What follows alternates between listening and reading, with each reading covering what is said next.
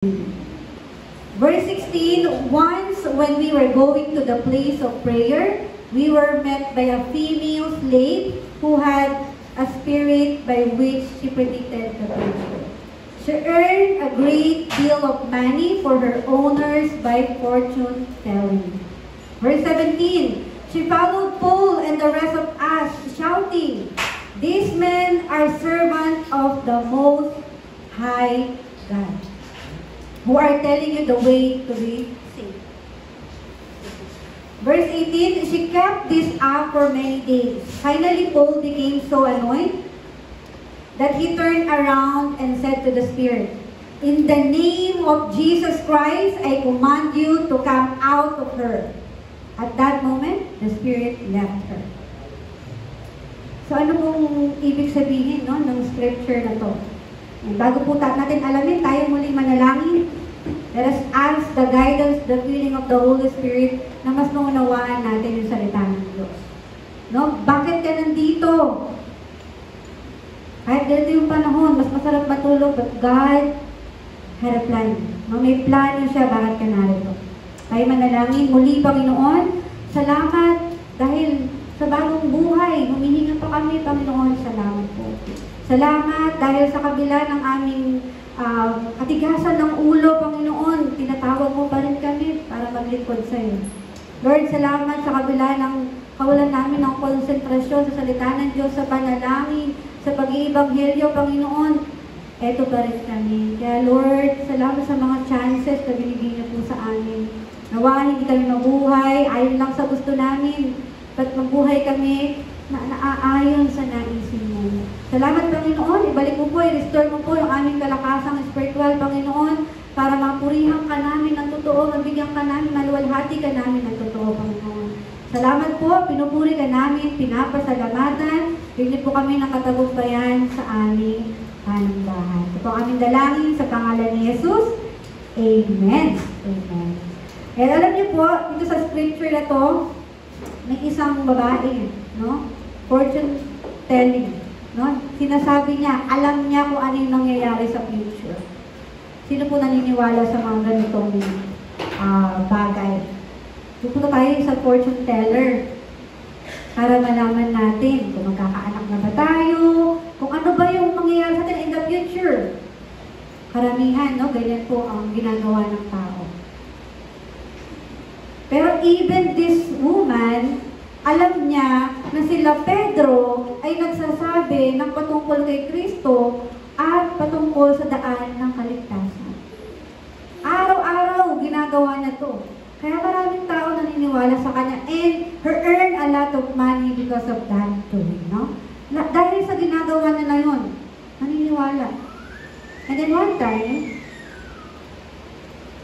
narinig, iritan na, si Pablo. Pero hindi inaway ni Pablo yung babaeng ito. Anong sabi ni Pedro? Ni Paul, sorry. Anong sabi ni Paul?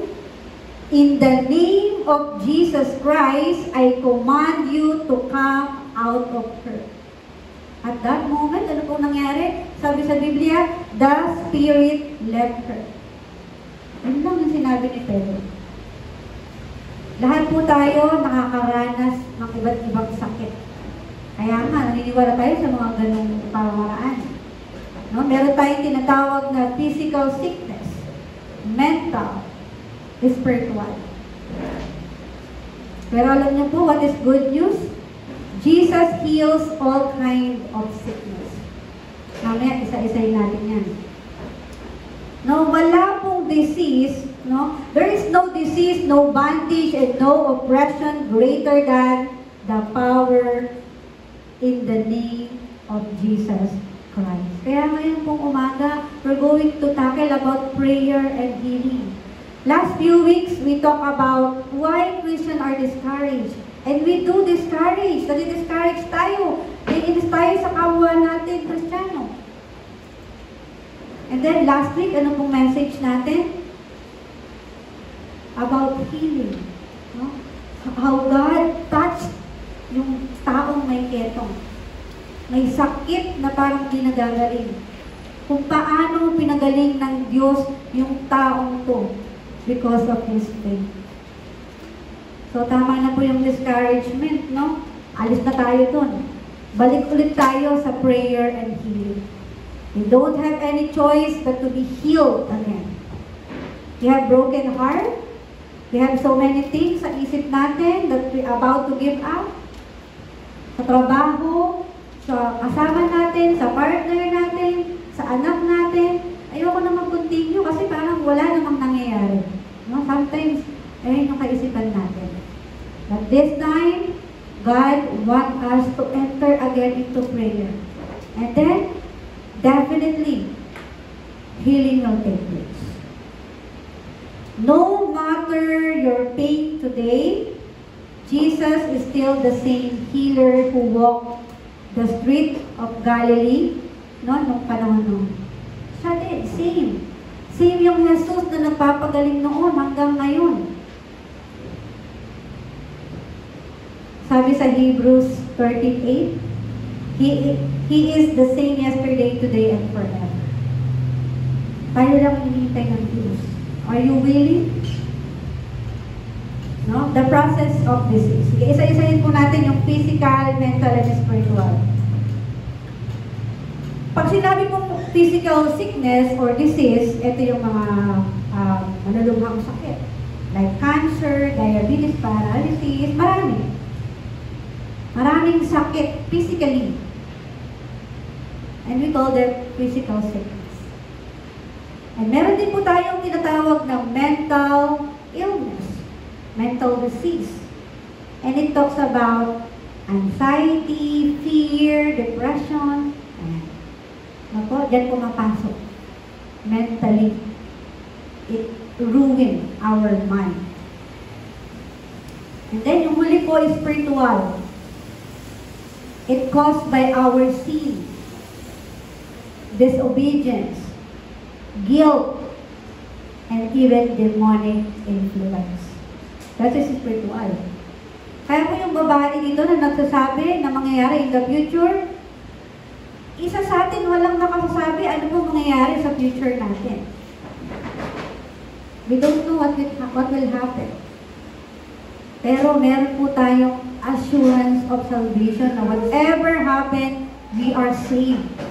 Dahil anak tayo ng Diyos. Pero we cannot say, si Christopher, isa siyang magiging milyonaryo after 5 years, 10 years. We cannot say that. And because of that, Satan is giving us that kind of thought, ideology, na mag-focus tayo sa future. Sige, pagbubutihan ko. Para mag-focus tayo sa sarili natin. That's the word of Satan. For us not to focus to the word of God. Alam niyo po yung tatlong bagay na to, they are all connected. When the mind is troubled, the body weakens. Kaya yung mind, very important. Kaya sabi sa Biblia, guard your heart, guard your mind. Kasi when it troubles, then tayo bibigay. Our body weakens. Magiging mahina tayo. And when the spirit is broken, sickness can easily enter. Kaya bakit yung Kristiyano may sakit? Tapos sasabihin natin, Lord, naniniwala naman ako sa'yo. Bakit ako may sakit? Because our spirit is broken. Ngayon, alam na natin, bakit tayo may sakit? Dahil wala tayo sa Panginoon. Remember niyo po, no, yung mga bagay na to. Kapag mahina ka na, alam mo na ang sapot. Hindi dahil hindi ka kumakain. Hindi dahil magkaaway kayo. Pag mahina ka, malayo ka sa Diyos. Kaya ano po yung lagi ko sinabi, balik agad. Mag-reverse agad tayo. Huwag tayong manatili doon. Sabi sa Bible, when you are always angry, when you are always far away from God, your heart is harder and harder. Titigas na titigas yan hanggang sa masanay na. Huwag po natin gawin yun. If you're not okay, that's fine. You're not okay today. Pero dapat may gagawin ka. Sabi ng Panginoon, this is the exit door. You're not okay? Go to the exit door. 1 Corinthians 10:13. Walang ibibigay yung Diyos na di natin kayang lampasan. God is always make a way out. Eh, matigas ulo natin. Pinito muna ako, Lord. And then we suffer. Sabi ng prodigal son, aalis muna ako. Give me all my shares. Then, winaldas niya. Namuhay siya. And then one day, naubos na niya yung pera. And then sabi sa Biblia, he is like eating like a pig. Tira-tira na lang. Yung kinakain niya. And then he remember, sabi niya, yung mga katulong ng tatay ko, they eat a lot. Yung masasarap, kumakain sila. Pero bakit ako, ito yung nararanasan ko. Ano pong ginawa ng prodigal son? No? He come into his senses. Babalik ako. Babalik ako.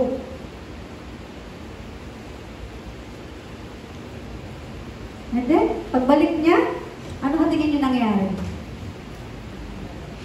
The door is closed, sabi ba ng tatay niya? You cannot enter kasi umalis ka na eh. Anong sabi ng tatay? Anak ko, binihisan. Nagkaroon ng party. Imagine, that ganun yung Panginoon, pinaghahandaan na yung pagbabalik natin. Pero sa katigasan ng ating ulo, nakapokus lang tayo sa gusto natin, we don't have any choice but to fail, to suffer. Kaya po, napaka-importante, no? Our thoughts and heart affect our health. That's why, ano po kailangan natin? We need to renew our mind. Renewing our mind is essential for healing. Kasi yung utak natin, yan ang magkocontrol sa atin. To talk, to say words, to act. No? Kaya sabi ng Panginoon, you need to renew your mind. Go back to your senses. Kaya sabi ko, okay. Balik. Proverbs 17, verse 22. A cheerful heart is a good medicine. Kaya tumawa lang tayo ng tumawa, maging masaya lang tayo, yun ang gusto ng Panginoon. But a crushed spirit dries up the bones. Ano ibig sabihin nito?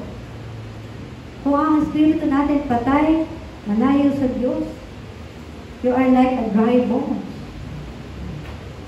Keep your spirit strong by worship and faith. The joy of the Lord is your strength. Nehemiah 8:10.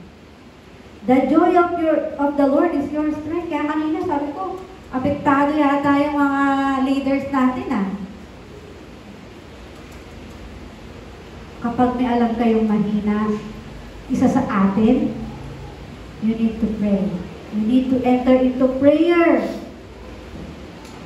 Huwag kayong makikisali sa kahinaan, no, ng isa. Kailangan malakas tayo. Leaders, kailangan malakas tayo. Magsabi nga po ng amen? Amen.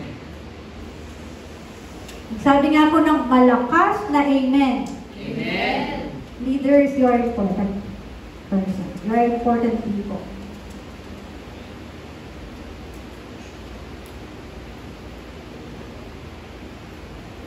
Job faced sickness, loss, and despair.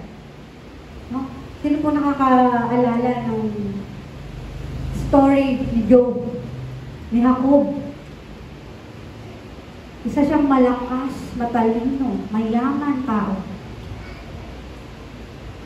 Buksan natin, no? Story ni Job. Job, chapter 13, the whole chapter, I believe.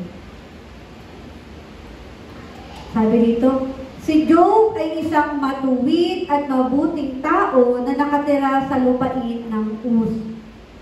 Mahal niya ang Diyos at iniiwasan niya ang makagawa o paggawa ng masama. Pinagpala siya ng Diyos ng malaking kayamanan maraming anak at munting kalusugan. O mabuting kalusugan. Meron siyang 10 children. 7 boys and 3 girls, no? Mayaman siya, marami silang alaga. Pero alam niyo ba, isang araw, tinest siya ni Satanas. Sinabi ni Satanas sa Diyos na si Job ay matapat lamang dahil siya ay pinagpala. Ano pong ginawa ng Diyos? Pinayagan ng Diyos na si Satanas ay subukin si Jacob. Ngunit sabi niya, hindi mo siya pwedeng patayin. Sige, subukin mo siya, pero huwag mo siyang patayin. Isang araw, nawala kay Job ang lahat. Kanyang mga alagang hayop, tinakaw, ang kanyang mga alipin pinatay, no? Kanyang mga anak namatay, no? Sa kabila ng lahat ng ito, hindi siya nagkasala laban sa Diyos. Hindi niya kinestyon ng Diyos, Lord. Ba't ganito? Sa halip, sinabi niya, ang Panginoon ang nagbigay, ang Panginoon din ang kumuha. Purihin ang pangalan ng Panginoon. Job 1:21. No? Imagine, gano'n yung pananampalataya ni Job. Kaya ba natin gawin yun? Pag kinuha na nga, aagawin pa natin no? Pagkatapos nito, nagkaroon si Job ng matinding sakit at sugat sa buong katawan. Kaya sabi ng asawa niya, sampain mo na yung Diyos. Mamatay ka na. Sabi ng asawa niya kay Job. Imagine that? Asawa niya yun. Pero alam niyo, sabi ni Job, tanggapin ba natin ang mabuti mula sa Diyos at hindi ang masama? Always think what is good, even into our trouble, even into our problem. Ano ba yung mabuti na mangyayari dun sa problema ko? Tapos, dumating yung mga kaibigan niya. Sabi ng mga kaibigan niya, marahil nagkasala siya, kaya naranasan niya yan, kaya nawala lahat sa kanya. Pero ano sabi ni Job? Pinagtanggol ni Job ang kanyang sarili at nagsumamo sa Diyos. Nagtanong kung bakit siya nagdurusa. Yun lang ang tanong niya sa Diyos. Sabi ng Diyos kay Job, nagsalita ang Diyos kay Job through, ano yun? Whirlwind or ipo-ipo, sabi sa Biblia.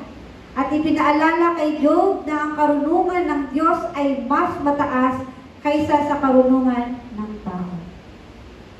Kaya sabi nito, anong ginawa ni Job? Nagpakumbaba siya. Humingi siya ng tawad sa Panginoon. Pagkatapos nun, ano po kaya nangyari? Ibinalik ng Diyos ang lahat ng nawala kay Job. Binalik ng Diyos. Doble pa kaysa sa dati. Binigyan siya muli ng mga anak at ng mahabang buhay na puno ng pagpapala. Ano po yung matututunan natin sa buhay ni Job? Pag may problema ka na, ayaw ka na ba? Mas lalo ka bang hindi magsisimba? Mas lalo ka bang hindi mananalangin? Yung mga problema na yan po yung reason to know ano ba yung purpose ng Lord? Ano ba yung gustong ituro ng Lord sa atin? Kapag ba nawala na yung mahal mo sa buhay, i-stop ka na, that's the best time. That's the best time to renew your mind and to give thanks to the Lord. Mga kapatid, ulitin ko po, let us renew our mind. It's not okay. Sometimes we're not okay. That's okay. But what is important is you renew your mind. Okay, Lord, it will pass. I can endure it. Lalagpas, lilipas din to. Ang importante, yung relasyon natin sa Diyos. Can you still stand up and testify about God even you are not okay? Kaya ba natin gawin yun? Kapag kaya natin gawin, pagpapalangit tayo ng Diyos. Instead of complaining why we don't give gratitude sa Panginoon. Mag-thank you tayo, Lord, thank you. Ano tinuturo mo sa akin, Panginoon? Bakit nararanasan ko to?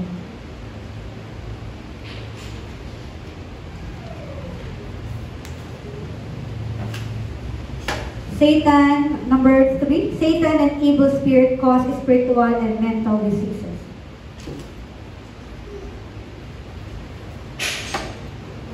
Spiritual roots behind some sickness. The girl in Acts 16, yung binasa po natin, had spiritual divination.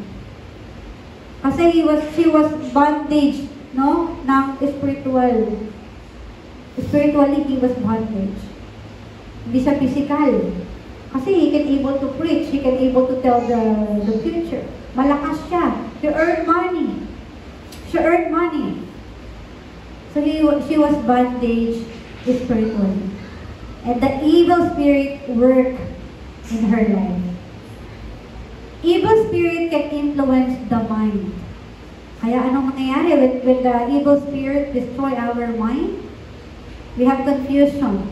We have addiction. We have depression. We have fear. Because of the evil spirit. Let's check. Check po natin. Am I in the spirit of God or in the evil spirit? We need to check that. Kanina iniisip ko, paano kung normal na tao lang ako? Nag-work ako, naalagaan ko yung anak ko, natutulog, naglilinis ng bahay, normal. Tapos may problema ka na dumating. What will happen? You cannot escape. Hindi dapat mabuhay lang tayo ng normal. Dapat i-eliminate natin yung buhay natin. Huwag lang tayo mabuhay ng normal. Naisip niyo po ba, paano kung di ako sumisimba? Yung normal lang, yung routine, everyday routine. Wala tayong naririnig about Word of God. Hindi naman po kung pwede yun. Ako na, pipray po ako kahit di ako nagsisimba. Meron tayong listen out. So let's check, no? Paano yung buhay ko pag wala ako sa Diyos? Science can treat symptoms, but only Jesus can drive out the spirit of oppression. Only Jesus. Kaya nga sabi sa ating confession, Jesus is the Christ solution to all problems. Hindi sinabi na sa mga ibang problema, sa mabibigat na problema sa Jesus, sa madali tayo. Hindi po. Yung science, tinitreat nila yung ibang mga problems, like iba-ibang sakit. Pero pag di na kaya ng science, only God, only Jesus. Ephesians chapter 6 verse 12, for our struggle is not against flesh and the blood, but against the rulers, against the authorities, against the power of the dark world. Sino pong kaaway natin? Hindi yung pamilya natin. No, kaya nga, when we study the Word of God, naririnig na tayo eh. Inaaway ko pa naman siya eh. Kala ko siya yung kaaway ko. And then, the Word said, hindi siya yung kaaway mo. Ang kaaway mo is yung ruler ng mundo. Ito, sino yun? Si Satan. Kaya nga, sabi ni Satan, sige, matulog ka pa. Sige, umiyak ka.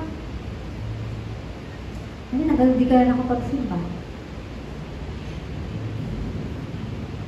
Pero sabi po sa John 4:4, 1 John chapter 4 verse 4, do not fear the enemy, because greater is He that is in you.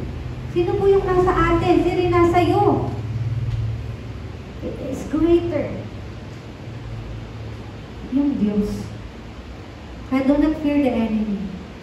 If you're not okay, cast out evil spirit.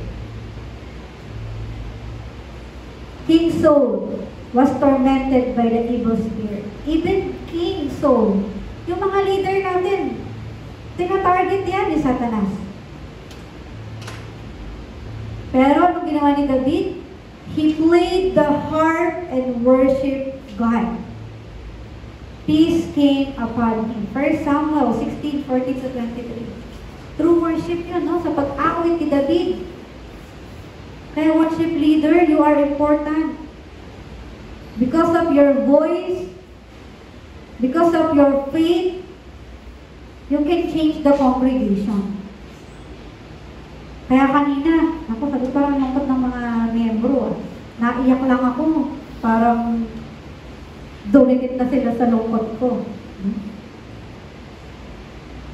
Meron akong napanood sa TikTok kagabi. Or ano siya, worship leader siya. Sabi niya, I'm a worship leader, but I'm not a good singer. Kasi alam niyo ba, pangarap ko rin kumanta eh. It's one of my dreams. Na sana ako din magaling kumanta. Gusto ko rin maging parte ng worship team. Tapos pinanood ko yung mga, ano niya, yung mga videos niya.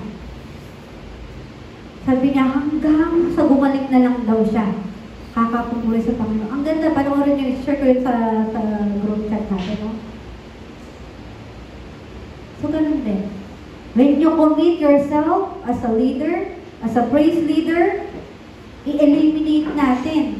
Gawin natin masigla. Kahit wala tayo sa tono, okay lang yun.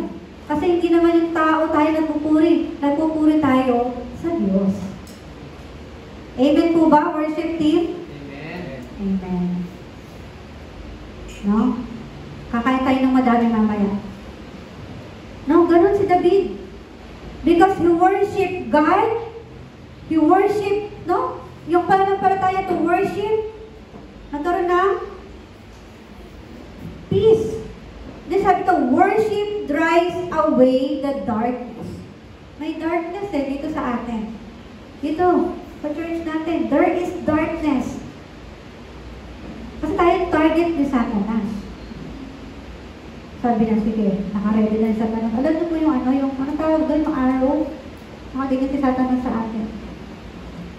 Ayan, sabi niya malapit na. Matitira ko na yung kahinaan niya. And then, bagos sa atin. And then, you are already, the evil spirit already entered to your life. So, the nawa, we always enter into prayer. And napaka-importante ng paghahanda sa ating worship. Let's pray for one another, no? Number 4, healing in the name of Jesus. Okay, there's healing in the name of Jesus. Wala pong power in the name of Teacher Sarah, yung mga leader natin. There's no power sa pangalan namin. There is healing, there is power, there is restoration, there is changes in the name of Jesus. Naniniwala po ba kayo doon? Authority in His name. Kaya po, si Paul, kahit naiinis na siya doon sa babaeng paulit-ulit yung sinasabi niya, he didn't debate with the demon. Kaya anong sabi niya? He commanded it in the name of Jesus. Kaya sabi niya, I commanded evil spirit, go away from her. Left her. And then, immediately, yung evil spirit, lumayas siya. That's the power and authority of every believer has in Christ. Kaya, you check yourself. Kaya mo ba? Kaya mo bang magpaalis ng masamang espiritu? Mark chapter 16, verses 70 to 18. Sabi dito, in my name, they will drive out demons. They will lay hands on the sick and they will recover.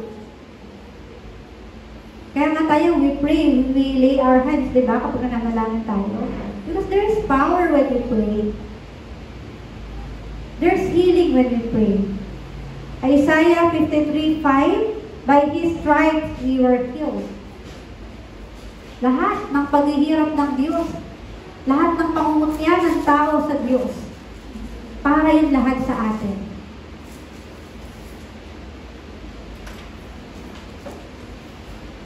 Kaya po, whatever sickness you face, whatever problem you face right now, remember, Jesus already paid for it. At ako, kaya nga yung Panginoon, lahat siya na ang sumangga. Sinangga na niya lahat. Na para sa atin, sinangga na niya, kinover niya na yung buhay niya para sa atin. Sabi nga po dito, you are not fighting for victory. Are we fighting for victory? Pero naman po, we are fighting from victory. We have victory in the name of Jesus. We have Jesus and we have victory. Kaya dumadaan tayo sa proseso ng paglinang sa atin ng Diyos. For us to become pure, for us to become, alam niyo, makinis na makinis, katulad ng ginto, dumadaan sa proseso. Hindi magiging singsing, hindi magiging hikaw ang isang ginto, kundi dadaan sa proseso. So sometimes, the process is just really, really hard. No? Yung proseso, yung pagpuprune sa atin ng Diyos, sometimes it's hard. Pero katulad ni Job, magkukontinue ba tayo or hindi? That's the question sa atin ng Panginoon. Are you willing or you're not willing? The woman with the issue of blood, nabasa niyo na po ba ito? Na yung babaeng dinudugo, naghirap for 12 years. Yet, she believed. Imagine, 12 years siyang dinudugo. Alam niyo po yung pananampalataya niya? Sabi niya sa Mark chapter 5, 25-34, no? Mababasa natin yung story ng dinudugong babae for 12 years. If I just touch His clothes, I will be healed. Sabi niya, nahawakan ko lang yung laylayan ng damit ni Jesus, gagaling ako. That's her faith.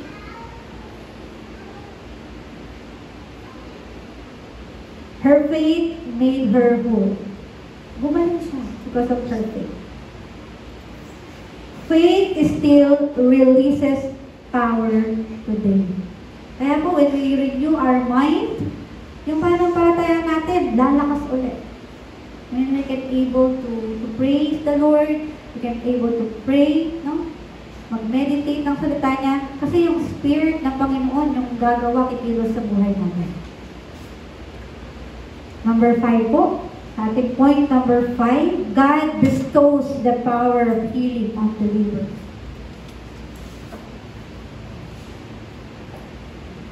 Now, God give power of healing to you, to me. There's healing. Healing, hindi siya bukas, hindi siya mamaya. Healing is for today. You are blessed. Kasi God is about to heal you. God is healing you right now. Jesus gave His disciples power. No? Yung mga disipulo, binigyan ng kapangyarihan ng Diyos. At hindi lang sila. It includes you, me. Binigyan tayo ng kapangyarihan ng Diyos. Kaya sabi ko sa Luke chapter 10 verse 19, I have given you authority to overcome all the power of the enemy. Una, we are a child of God, or we are children of God. Pangalawa, we have assurance. Natatanggap tayo ng sagot sa panalangin, tatanggap tayo ng restoration in the name of Jesus Christ. And we can overcome all the power of the enemy. Ano yung power ng enemy? For you to become, hindi nakapokus sa Panginoon, mag-complain, magkaroon ng doubt. That's the focus of enemy. Maging unhappy ka. Yan yung focus ng enemy. But because God given us authority, nasa atin na yun. And we can cast out evil in the name of Jesus Christ. Kaya po sabi sa Acts 5:16, nag-gather, no? Crowds gathered, bringing their sick, and all of them were healed. No? When you believe, healing takes place. When you obey, healing takes place. The power of healing flows through faith and obedience. Yun lang ang nais ng Diyos sa atin. Kaya sabi nung prodigal son, babalik ako sa tatay ko. It's not too late. It's not too late na mag-renew tayo. Kasi po, may nagawa akong hindi maganda eh. Kaya nga kailangan natin ng Diyos para bumalik tayo. Kaya sabi ng Panginoon, dito, balik na kayo, yayakapin ko kayo. Your sin no more. Minsan ang sarap mag-meditate eh. Ang sarap ng salita ng Diyos. Pero where we are in the situation na sobrang hirap, you cannot meditate. Kaya pilitin po natin. Pilitin natin. Kaya napaka-importante when we are committed sa gawain ng Panginoon, wala ka namang choice kundi mag-meditate. Kaya worship leaders, no, I encourage you na mas mag-practice pa tayo. Kasi through you can change Remnant Angeles Emmanuel Church. Sa mga wala pang commitment sa church, mag-commit po tayo. Kasi when we commit, we don't have any choice but to enter into prayer, enter into meditation. When you pray for sick, don't doubt. Huwag kayong mag-doubt, baka hindi ko malam. Ako po, ang dami kong doubt eh. Lately, this past few weeks, dami kong doubt. Kaya sabi ng Panginoon, sabi mo, susunod ka. Pero tayo mong reason, tayo mong doubt. Then, kung minimeditate ko to, oo nga Lord, ako to. Believe that the same Spirit who raised Jesus from the dead, siya rin yung nasa iyo. Romans chapter 8:11. Kaya po si Peter and John, when they are walking, no, dun sa temple. Sa temple gate, meron silang nakitang lame man. Mababasa natin yan sa Acts chapter 3, 1 to 10. No? When they're going to the temple, meron silang nakitang isang lame man doon sa temple gate. Anong sabi ni Peter? Silver or gold I do not have, but what I have, I give you. In the name of Jesus of Nazareth, rise up and walk. Yun yung sinabi ni Pedro. Ano po nangyari sa layman? The man leaped, walking, and praising God. Natatalon siya. And then he praised God. Kasi healing, hindi siya mamaya pag pinag-pray natin. Kaya nung panahon nun, grabe yung miracle ng Lord. Hinawakan lang yung damit, na wala na yung pagdurugo. Hinawakan lang yung may ketong, na wala yung sugat. Na parang kasing inis daw ng baby. Sabi, ganun dinidescribe sa Bible.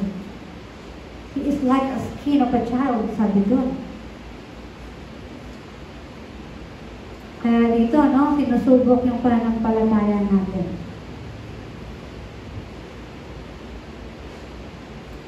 Kaya sabi ng Panginoon, come to me, and you will be healed. Come to me, and you will be restored. For our conclusion po, we have any physical disease, any mental diseases, spiritual diseases, no? that affects our body if we have physical disease, that affect our mind if we have mental disease, and it affects our soul if we have spiritual diseases. Come to Jesus. Jesus heals them all. Lahat yan, kayang pagalingin ni Jesus. He is the same healer today. Kung nagpagaling siya noon, noong panahon nila Pedro, siya rin yung nagpapagaling ngayon. Kaya po, when we pray in faith, demons flee. Kaya po, no, may kanta tayo, in the name of Jesus, in the name of Jesus, we have the victory. In the name of Jesus, in the name of Jesus, demons will have to flee. Wala. Aalis talaga si Satanas.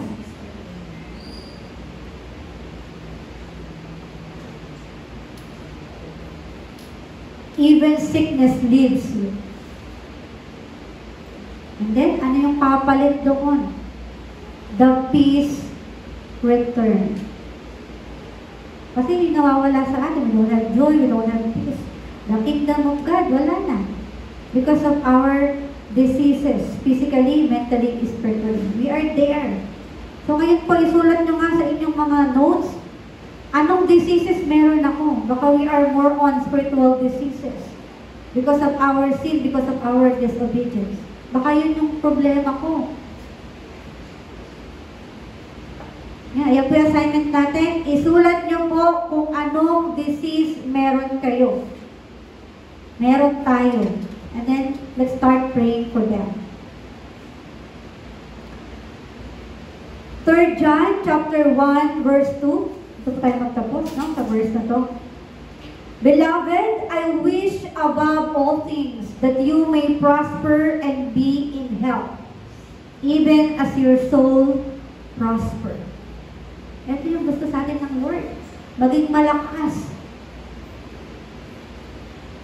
Magpagamit tayo sa Diyos para maging malakas po tayo. Whatever your sickness right now, physical man yan, mental man yan, spiritual man yan, call upon the name of Jesus' name. Today, ngayon ka tumawag, hindi mamaya. Mamaya na lang, nahihiya po ako manalangin. If you want to be healed, if you want to be restored, today din tayo pumasok sa panalangin. He is the great physician. He still heals hanggang ngayon. Nagpapagaling siya. He still delivers. And He still restores. Kaya po mga kapatid, no? In the name of Jesus Christ, be healed. Hindi natin makita kung ano yung kahinaan nung nagsasalita. Yung kahinaan ng kapwa natin. But makita natin kung paano tayo gagamitin ng Diyos in spite of our weaknesses. Sa kabila ng hindi natin pagsunod sa Diyos, because of our faith, God will heal our heart. No, pinagpapala ko po kayo sa pangalan ni Jesus, sabay-sabay po tayong gumaling ngayon. Malakas na amen nga po at palakpak sa Panginoon. Kayo manalangin, hallelujah Jesus. Hallelujah. Lord, salamat sa kabutihan mo, Panginoon. Salamat dahil Ikaw ang Diyos noon, ngayon at pagpakailanman. We are nothing without you, Panginoon. Apart from you, we are useless. But Lord, thank you for teaching us on how to enter into prayer and how healing take place in our life. Thank you, Lord, for the assurance of being a children of God, a child of God, and authority to cast out demons if you're not okay. Lord, help us to see what kind of diseases we have, and may we enter into prayer with faith. Katulad ng mga ginamit mo, pinagaling mo sa Bible, Panginoon, you are the same today, na kaya mo rin kaming pagalingin, Panginoon. Hindi ko po alam ang laman ng puso ng bawat isa sa amin. But alam mo yung puso ng bawat isa, Panginoon. Yung puso ko, alam mo, Panginoon. Lord, right now, I want to be healed. Tulungan niyo kami, Panginoon, kapuspos ng iyong banal na spirito. All the work of Satan, Panginoon, division, hatred, complaint, doubt, Panginoon, para mag-give up kami, para hindi kayo magpatuloy, I command to go away in the name of Jesus Christ. Satan, go away. Hindi mo kami pag-aari.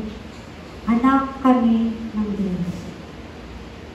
Kaya Lord, may we always renew our mind as we meditate, as we pray, in the name of Jesus. Salamat, Panginoon, sa mga tao, sa mga presensya na narito, Panginoon, pagalingin niyo po sila. In any aspect of their lives, sa parte nanghihina, sa ang parte masakit, Panginoon, pagalingin niyo po. Right now. Lord, salamat po sa kabutihan mo. Salamat kay Kristo na binigay niya yung buhay niya para sa amin. Salamat sa kaligtasan. Salamat, Panginoon, because you prepared best for us. And all we need to do is to have faith and obey. And everything will be added to us. Thank you, Lord. We bring back all the glory and honor to your name alone. In the name of Jesus Christ. Lahat po tayo magsabi na Amen and Amen.